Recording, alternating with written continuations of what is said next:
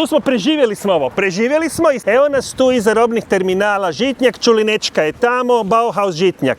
Ovdje ljudi idu na posao svaki dan. Po čemu? Po blatu. Nema nogostupa. Pogledajte ovo. Evo pogledajte gdje građani koji rade u firmama moraju svaki dan hodati i paziti da ih automobili, busevi, kamioni ne pogaze. Nalazimo se ovdje u Slavonskoj aveniju, ali građani moraju hodati po cesti. Ne može se napraviti pločnik. Šta je problem, Tomaševiću? Napraviti pločnik za tisuće ljudi koji svakodnevno ovdje prolaze. I evo, tu smo, preživjeli smo ovo. Preživjeli smo i sad idemo tabanom stazicom koju ljudi su ovdje utabali jer nemaju gdje. Ali znate što je najinteresantnije? Nije da ljudi nisu tražili. Tražili su, pisali su gradu, godine prolaze i ništa.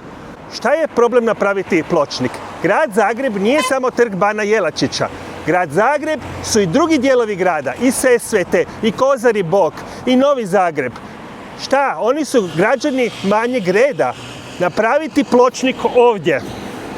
Prva stvar koju novi gradonačelnik ili gradonačelnica trebaju napraviti je praviti pločnik za ljude koji rade u ovim firmama, koji svaki dan po blatu moraju ići i brinu se za svoj život.